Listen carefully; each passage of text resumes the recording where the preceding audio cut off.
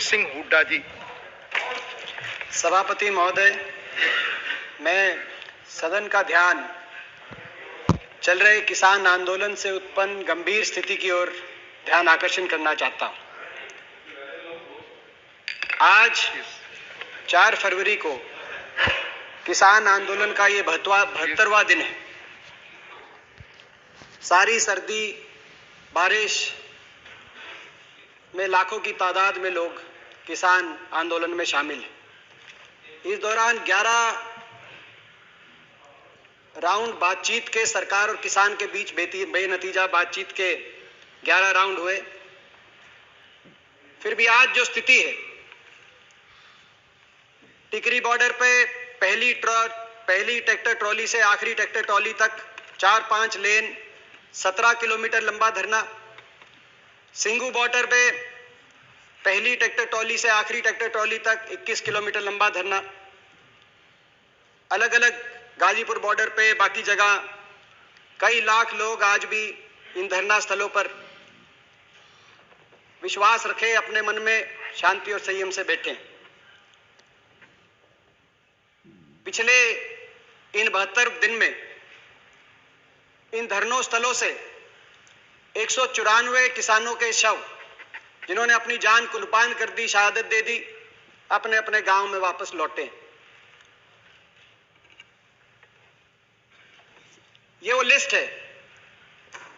कोई पूछ रहा था कि कौन है, गांव का नाम है, परिवार का नाम है, उनका कौन सा भाई चीन की सीमा पे तैनात है, कौन सा भाई पाकिस्तान की सेना पे तैनात है, उनके नाम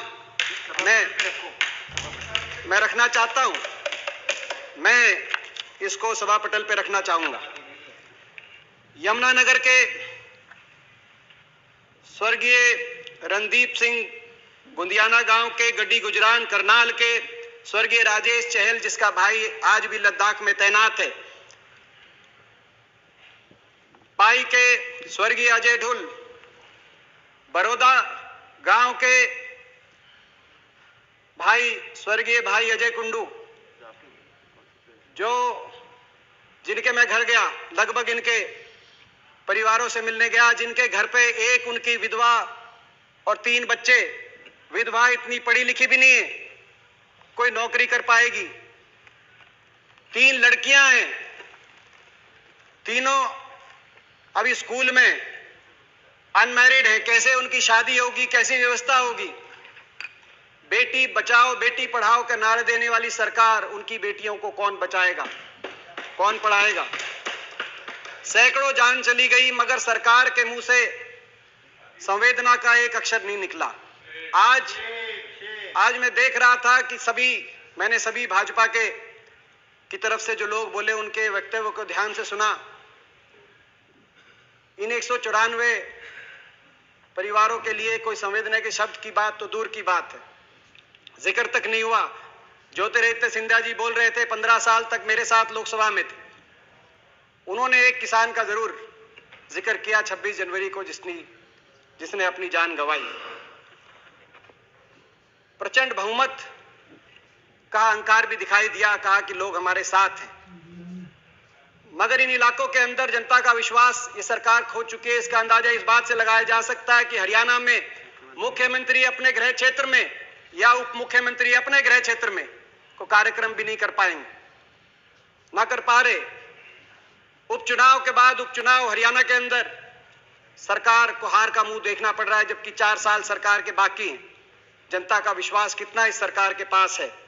मैं सभापति महोदय कहना चाहता हूं, ये जो धरने टिकरी बॉर्डर पे, सिंगू बॉर्डर पे, ये मेरा गृह क्षेत्र है, मैं वहीं से आया हूं। मैं इन धरनों पे गया हूं, एक एक ट्रॉली के अंदर झांक के मैंने किसान से बात करी है, मैं इन घरों में गया हूं। मुझे आपका संरक्षण चाहिए। मैं सदन के बीच में सच्चाई रखना चाहता हूं, केवल सच्चाई रखना चाहता हूं। ये स्थिति में हम कैसे पहुंचे? 5 जून 2020 को कोरोना आपदा के बीच में अध्यादेश जिनकी आवश्यकता तब होती है जब इमरजेंसी सिचुएशन हो, जैसे अभी कहा डेरेक ओब्रायन जी ने। सामान्यतः सदन, दोनों हाउस कोई भी किसी भी बिल को पास करते हैं, राष्ट्रपति जी हस्ताक्षर करते हैं और एक्ट बनता है।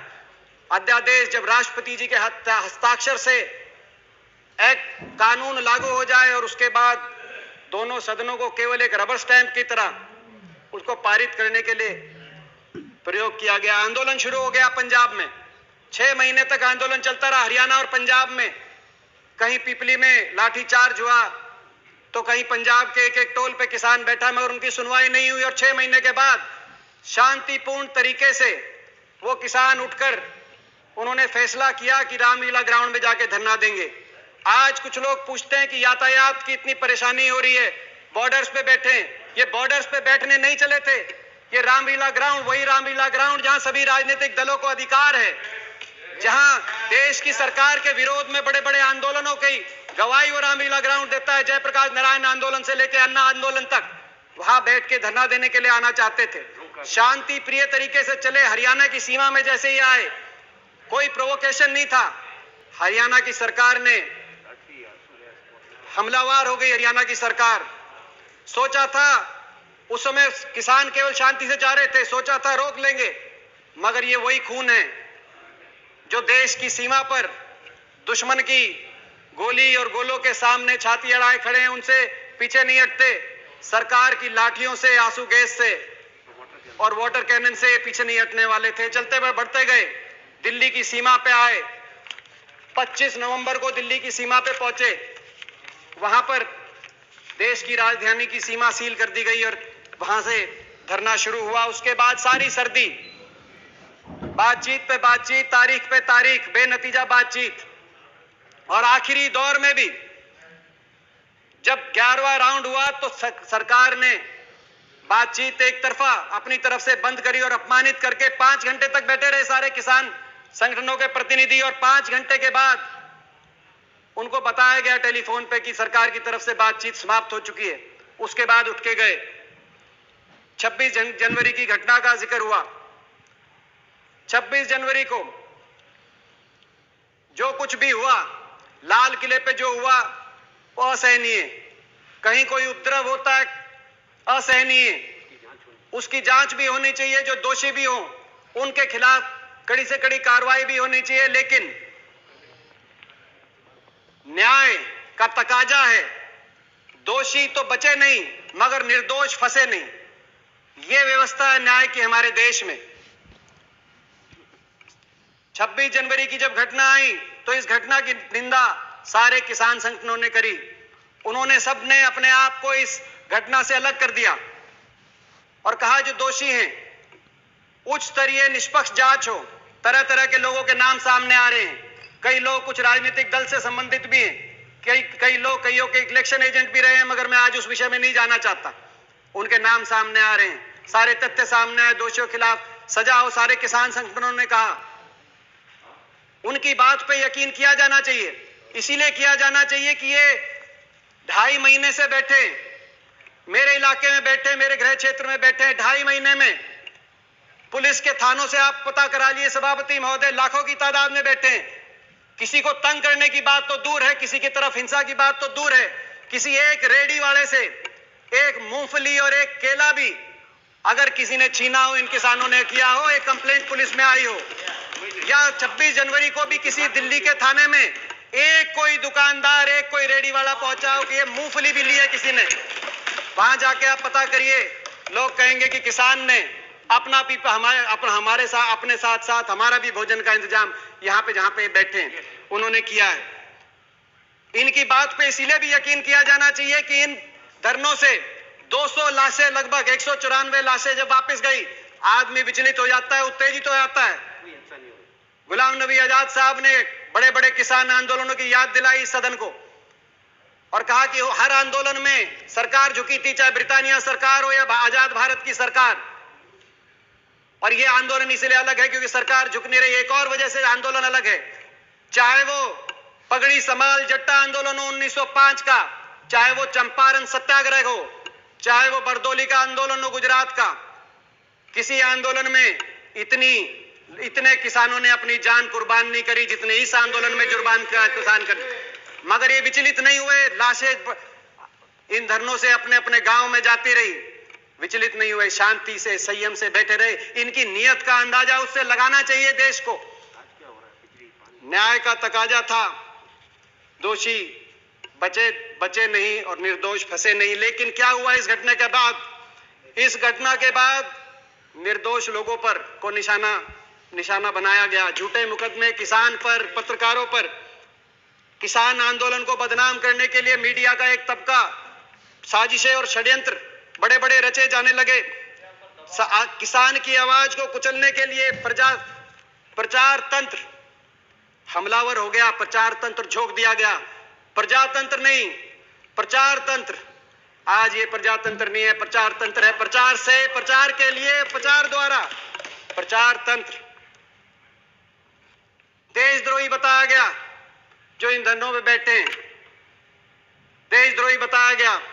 कहा कि आतंकवादी हैं, चीन पाकिस्तान से फंडेड हैं, गद्दार हैं। मैं पूछना चाहता हूं, जो बाप यहां बैठा है जिसको गद्दार बताया जा रहा है, देशद्रोही बताया जा रहा है, उसका बेटा चीन की सीमा पे तैनात है। अगर वो गद्दार है तो वो उसका बेटा क्या है? मैं सदन से पूछना चाहता हूं। मैं माननीय रक्षा मंत्री से पूछना चाहता हूं, ये जो दिल्ली के आसपास का इलाका है, हरियाणा, पंजाब, पश्चिमी उत्तर प्रदेश, राजस्थान, जय जवान जय किसान को चरितार्थ करती हुई भूमि, मुझे गर्व है।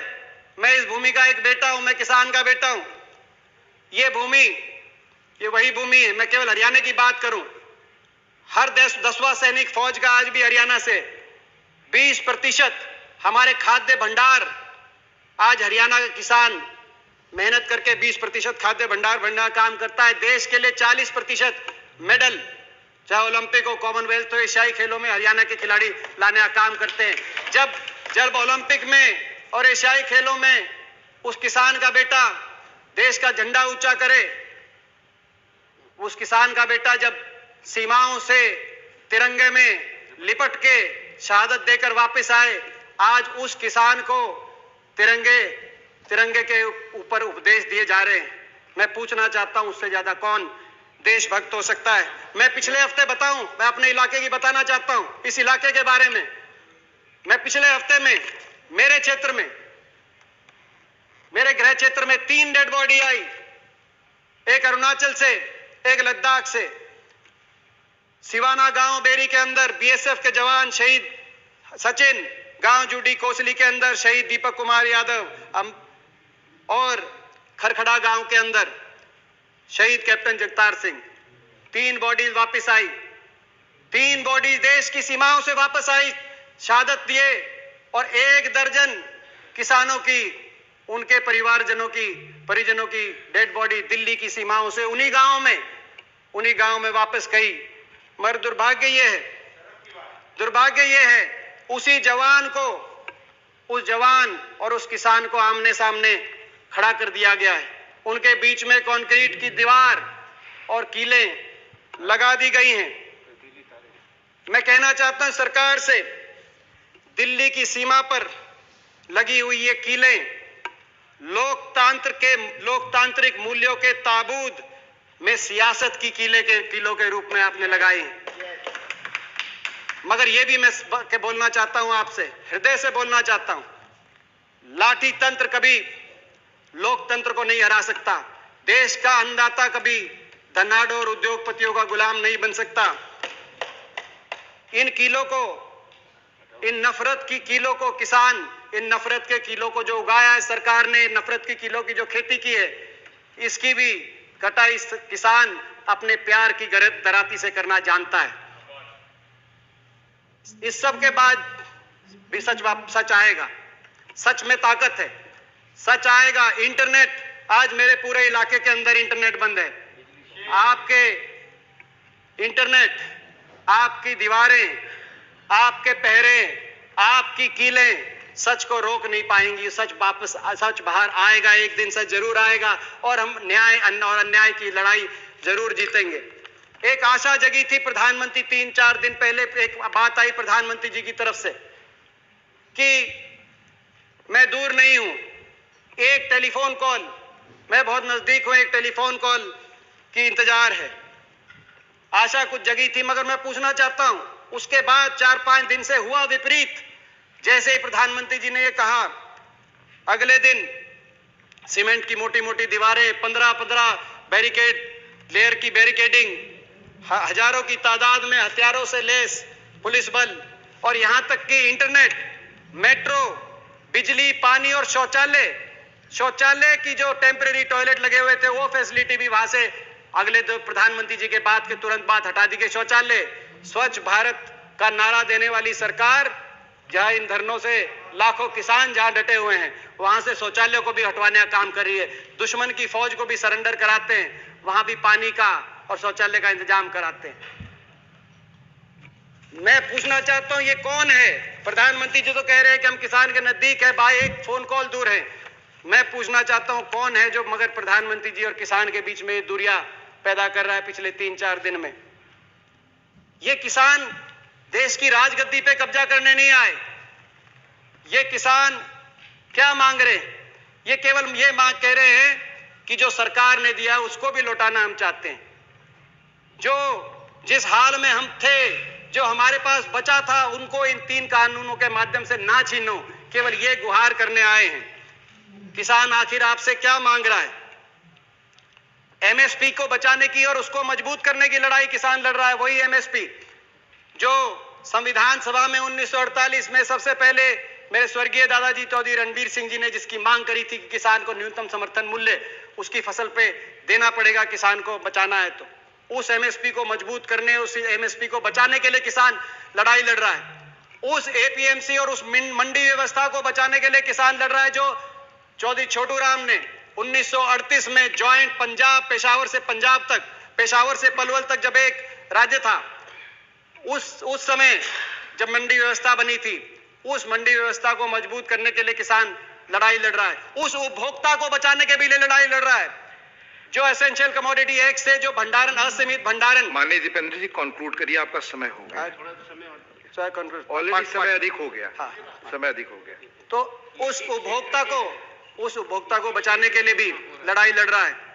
जो उपभोक्ता, जो असीमित भंडारण, जमाखोरी की छूट के बाद किसान कह रहा है कि मुझसे अगर आप सस्ते में खरीद कर उसको भंडारण करके और उपभोक्ता को बहुत महंगे में बेचेंगे तो जो मुनाफाखोरी होगी उससे उपभोक्ता को भी बचाना है। उस उपभोक्ता के लिए भी किसान लड़ाई लड़ रहा है। किसान ये लड़ाई लड़ रहा है। आज किसान इनके साथ साथ अपने स्वाभिमान, अपने आत्मसम्मान की भी लड़ाई लड़ रहा है। मैं सदन के माध्यम से इस सरकार से एक किसान के बेटे होने के नाते हाथ जोड़ के मैं कहना चाहता हूं, स्थिति की गंभीरता समझे। अपनी प्रजा की बात मानने से कोई शासक छोटा नहीं होता। अपनी प्रजा की बात मानने से कोई सरकार, किसी सरकार की हार नहीं होती। किसान की बात समझे, किसान के इन 3 कानूनों को वापस ले सरकार। किसान के ऊपर झूठे मुकदमे जो बने, उन मुकदमों को सरकार वापस ले और बड़ा दिल दिखाए। मैं कंक्लूड करता हूं अभी। उन मुकदमों को भी वापस ले सरकार, बड़ा दिल दिखाए। सरकार को बड़ा दिल दिखाना पड़ेगा ताकि देशभक्त किसान के दिल में कोई अविश्वास पैदा ना हो, कोई अविश्वास पैदा होने की गुंजाइश ना हो। मैं इसके साथ साथ ये भी कहना चाहता हूं, जिस तरीके से इस आंदोलन को बदनाम करने के रंग दिए गए, मैं एक उदाहरण देके प्लीज एक उदाहरण देके मैं अपनी बात खत्म कर रहा हूं। मेरी पार्टी का टाइम, एक उदाहरण देके अपनी बात खत्म कर रहा हूं। एक अखबार में आज एक अखबार में बात छपी, दैनिक भास्कर अखबार में। अंदाजा लगाएं आप कि कौन बैठे हैं। मुझसे पूछा गया अभी कि कौन बैठे हैं यहां पर। कहा गया बीजेपी की तरफ से। फिक्र, बड़ौदा के 78 साल के पति का हाल जानने आंदोलन में पहुंची रामरती। 54 दिन के बाद पति को देखकर छलके आंसू।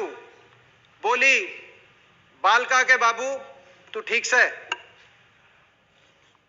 54 दिन।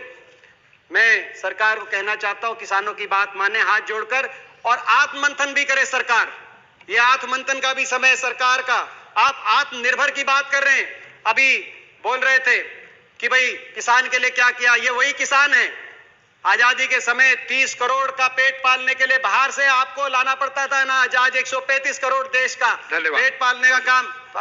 सभापति मुझे आखिरी वाक्य, 135 करोड़ देश का पेट पालने का काम सरकार ये किसान करते हैं और फिर भी एक्सपोर्ट की गुंजाइश रखते हैं। आत्मनिर्भर इन्होंने बनाया है।